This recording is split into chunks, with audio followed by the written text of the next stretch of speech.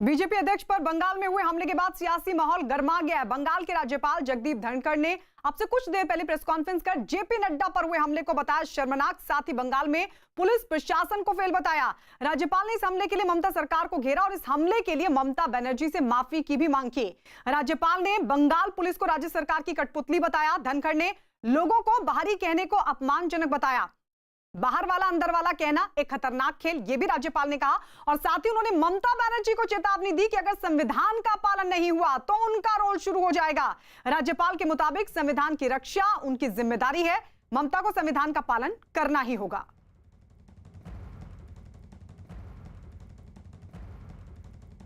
The events that happened yesterday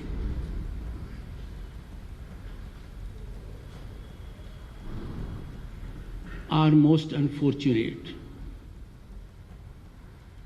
They are a slur on our democratic fabric. तो अब से थोड़ी देर पहले जगदीप धनखड़, जो कि पश्चिम बंगाल के गवर्नर हैं, उनकी तरफ से प्रेस कॉन्फ्रेंस की गई।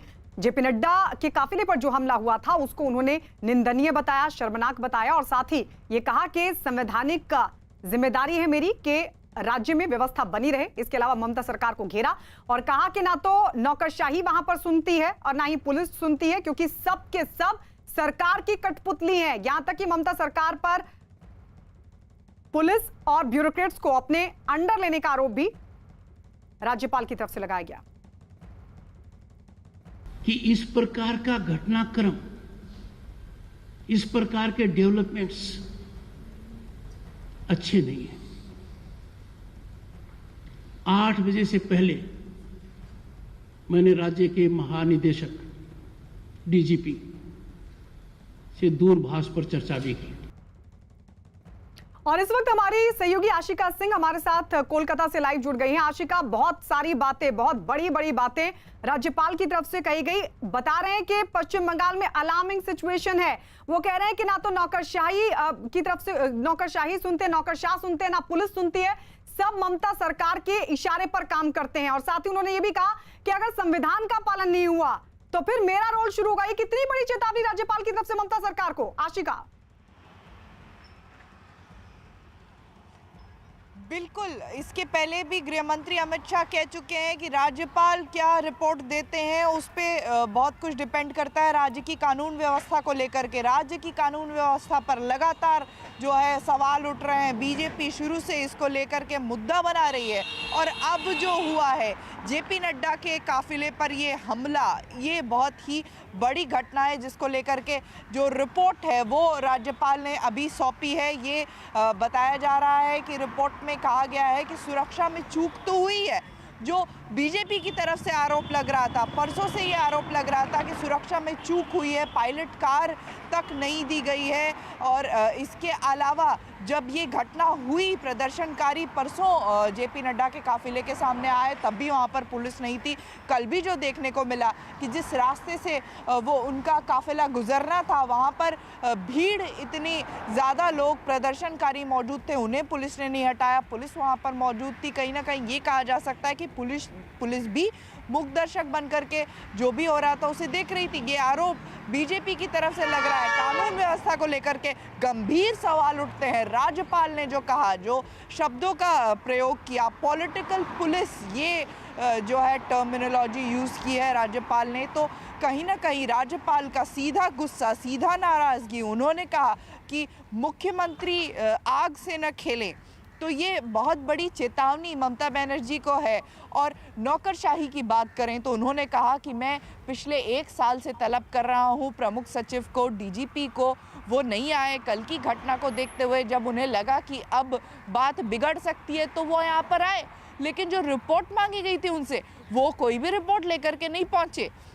तो मुलाकात के बाद भी संतुष्ट नहीं हुए जगदीप धनखड़ राज्यपाल, जिसके वजह से आज उनका गुस्सा फूटा है। गायत्री जी, आशिका, कल की सिचुएशन को लेकर भी राज्यपाल ने साफ किया कि किस तरीके से उन्होंने चीफ सेक्रेटरी से बात की थी और कहा था, लेकिन उसके बावजूद भी हालात नहीं सुधरे। उनकी तरफ से कहा गया, बाकायदा मैंने फोन कर इन तमाम चीजों पर बात की थी और लग रहा था कि शायद हालात सुधरेंगे, लेकिन उसके बावजूद भी इस तरीके की घटना। गौर करने की बात यह है कि बीजेपी नेता ये कह रहे हैं कि हमें पहले से पता था ये घटना होने वाली, हमने पुलिस को जानकारी दी, राज्यपाल को जानकारी दी। राज्यपाल कह रहे हैं कि उन्होंने भी कल सुबह ही प्रमुख सचिव को संदेश किया, डीजीपी को संदेश किया, जिसके बाद उन्होंने पढ़कर वो संदेश भी बताया कि प्रमुख सचिव ने उन्हें जवाब दिया कि परिस्थिति नियंत्रण में है और सुरक्षा बढ़ा दी गई है। बावजूद इसके जो कल की घटना हुई उसको देख करके उन्होंने कहा कि मैं सकते में रह गया, और उसके बाद जब मैंने तलब किया डीजीपी को, प्रमुख सचिव को, तो इतने दिनों से टालने के बाद कल वो नहीं टाल पाए। आए तो, लेकिन जो रिपोर्ट्स मैंने इतने समय से मांगी थी न कोई रिपोर्ट लेकर आए, न ही उनसे कोई संतुष्टिप्रद जवाब मिला है। तो कहीं ना कहीं पुलिस की जो भूमिका है उस पर जो सवाल उठ रहा है, जो एडमिनिस्ट्रेशन की भूमिका है उस पर सवाल उठ रहा है, जिसकी वजह से राज्यपाल आज प्रेस के सामने आए हैं और उनका गुस्सा फूटा है। अमित पांडे भी हमारे सहयोगी हमारे साथ जुड़ गए हैं। केंद्र की तरफ से पूरे मामले को वैसे ही सख्ती के साथ लिया जा रहा है, पूरी कानून व्यवस्था को लेकर बाकायदा डीजीपी चीफ सेक्रेटरी को तलब किया गया, लेकिन जिस तरीके से आज राज्यपाल सामने आए, हालांकि वो वक्त वक्त पर मीडिया के सामने अमित आते रहे हैं, अपनी बात शेयर करते रहे हैं, लेकिन आज जिस तरीके से उन्होंने कहा कि राज्य में अलार्मिंग सिचुएशन है, नौकरशाही सुनती नहीं है, पुलिस सरकार के अंडर काम करती है, सरकार की शह पर काम करती है, और कहा कि संविधान का पालन अगर ममता सरकार ने नहीं किया तो फिर उनका रोल शुरू होगा। ये किस तरीके के हालात इस वक्त पश्चिम बंगाल में, जिसकी ओर इशारा राज्यपाल की तरफ से किया गया अमित, और ये कितनी गंभीर बात? देखिए पश्चिम बंगाल में जो कानून के हालात हैं उसको लेकर पहले भी राज्यपाल गृह मंत्री से मिल चुके हैं, और तमाम समय समय पर अलग अलग इंसिडेंट्स को लेकर राज्य सरकार से केंद्र सरकार जवाब मांगती रही है। लेकिन ऐसा पहली बार है जब राज्यपाल खुद आए हैं, प्रेस कॉन्फ्रेंस कर राज्य की बिगड़ती कानून व्यवस्था के सामने उन्होंने बोला है। तो ये इशारा करता है कि अब आने वाले दिनों में केंद्र सरकार और राज्य सरकार के बीच में जो टकराव का दौर है और ज़्यादा यहाँ पर देखने को मिलेगा। और इसकी वजह साफ है कि जब कल बीजेपी के राष्ट्रीय अध्यक्ष के ऊपर हमला होता है उसके बाद एक और गृह मंत्रालय ने राज्य सरकार के डीजीपी और गृह सचिव से जवाब मांगा था, मुख्य सचिव से जवाब मांगा था, उसके बाद राज्यपाल से जवाब मांगा था। राज्यपाल ने अपनी रिपोर्ट दे दी है, लेकिन राज्य सरकार की ओर से यानी कि डीजीपी और मुख्य सचिव की ओर से अभी फिलहाल रिपोर्ट के आने का इंतजार है। तो इन सब रुख से नाराज होकर उन्होंने अपनी ये प्रतिक्रिया दी है, और अब हम ये देखना होगा कि जब 14 दिसंबर को मुख्य सचिव और डीजीपी आते हैं कि नहीं, और अगर आते हैं तो क्या जवाब अपना देते हैं। जी बिल्कुल आते हैं कि नहीं, ये सवाल इसलिए क्योंकि राज्यपाल भी बार बार बुला रहे थे, लेकिन जब पहुंचे तो जिन घटनाओं का ब्यौरा मांगा गया था उन घटनाओं के ब्यौरे के साथ नहीं पहुंचे, और इस बात को चिंताजनक राज्यपाल ने बताया अपनी इस प्रेस कॉन्फ्रेंस में जो उन्होंने थोड़ी देर पहले की। इस बीच आपको बता दें, पश्चिम बंगाल बीजेपी के प्रभारी कैलाश विजयवर्गीय ने ममता बनर्जी पर बड़ा हमला बोला। न्यूज 18 से खास बातचीत में विजयवर्गीय ने कहा कि कल डायमंड हार्बर में कुछ पल के लिए लगा कि हम पाकिस्तान में हैं। उन्होंने ये भी बताया कि घटना के बाद पीएम ने फोन कर उनका हालचाल पूछा। आपको लगता है कि सिर्फ पुलिस बेलगाम हो गई है पश्चिम बंगाल में, या मसला कुछ और है कानून व्यवस्था को लेकर? हालांकि आप ममता सरकार को घेरते रहे हैं, क्योंकि आप लोगों की तरफ से यह भी आरोप लगाया गया है कि जो हमला हुआ उसके पीछे टीएमसी के कार्यकर्ता थे। तो यह महज कानून व्यवस्था का मसला है, पुलिस बेलगाम है, या वजह कुछ और? देखिए, दो चित्र हैं। सिलीगुड़ी में युवा मोर्चे के कार्यकर्ताओं ने सरकार में भ्रष्टाचार के खिलाफ प्रदर्शन किया। सिलीगुड़ी में वहाँ पुलिस टीयर गैस का उपयोग करती है, वहाँ पुलिस पैलेट गन चलाकर कार्यकर्ताओं के ऊपर हमला करती है, वहाँ लाठीचार्ज करती है, वहाँ वाटर कैन का उपयोग करती है, जबकि वह राजनीतिक दल के कार्यकर्ताओं का घोषित कार्यक्रम था।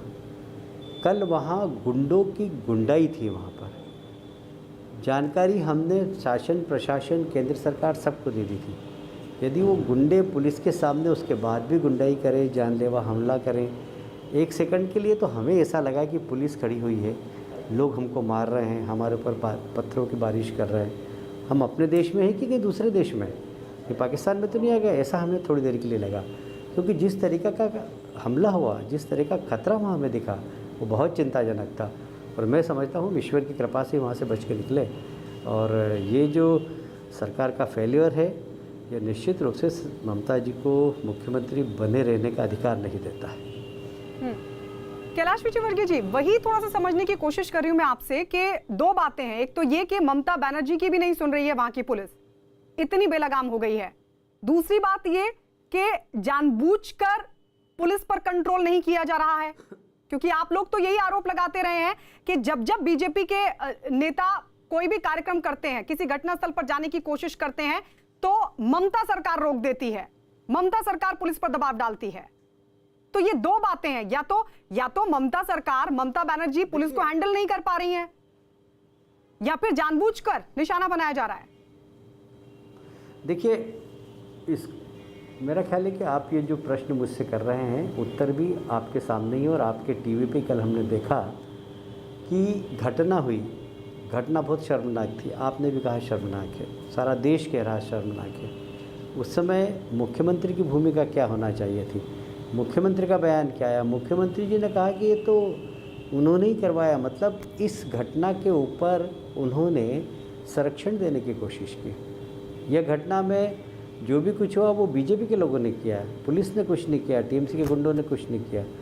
जब जवाबदार व्यक्ति, मुखिया, यदि इस प्रकार के कृत्य को ढांकने की कोशिश करे, इसका मतलब है कि यह कृत्य उनके संरक्षण में हुआ, उनके इशारे पे हुआ, और मुख्यमंत्री के इशारे पे ये सब हुआ है। और इसलिए मैं नहीं समझता कि मुख्यमंत्री ममता जी को मुख्यमंत्री बने रहने का अधिकार है।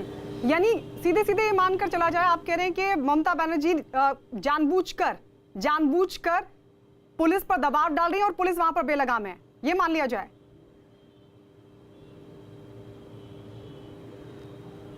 नहीं, उनके इशारे पे कर रही है। ठीक है। जब मैंने आपको दो उदाहरण बताया कि सिलीगुड़ी में हमारे ऊपर हमला होता पुलिस के द्वारा, यहाँ पर पुलिस और गुंडे दोनों हमला करते हैं मिलकर, इसका मतलब हमला कौन कर रहा है? हमला पुलिस कर रही है, हमला गुंडे कर रहे हैं। किसके ऊपर हो रहा है? भारतीय जनता पार्टी के कार्यकर्ताओं के ऊपर हो रहा है, भारतीय जनता पार्टी के नेताओं के ऊपर हो रहा है। मतलब टारगेट तो एक ही है जी। और इसलिए हमारा ये मानना है कि ये ममता जी के इशारे पर हो रहा है। गृह मंत्रालय सख्त है इस पूरे मामले को लेकर। कल हमने देखा कृषि मंत्री ने भी इस मामले की निंदा की, केंद्रीय मंत्री पीयूष गोयल की तरफ से भी निंदा की गई। पीएम से आपकी इस पूरे हमले पर, इस पूरी घटना पर कोई बातचीत हुई है?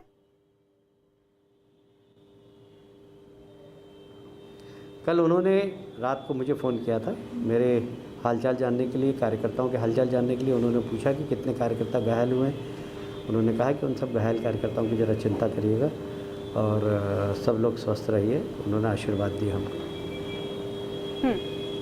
लेकिन सौगत रॉय तो कह रहे हैं, आप कल दिखा भी रहे थे किस तरीके से आपके भी हाथ में चोट लगी थी, अगर आप अभी दिखा पाए कैलाश विजयवर्गीय जी, और आपके कई और नेताओं को भी नुकसान पहुंचा था। लेकिन सौगत राय कह रहे हैं कि आप सभी लोग सुरक्षित थे।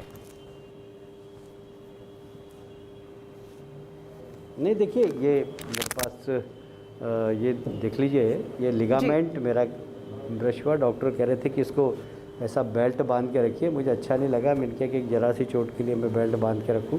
मैंने जरा सा यहाँ पर स्टिकर जैसा लगा दिया है, पर मेरे लिगामेंट में फ्रैक्चर है। तो अब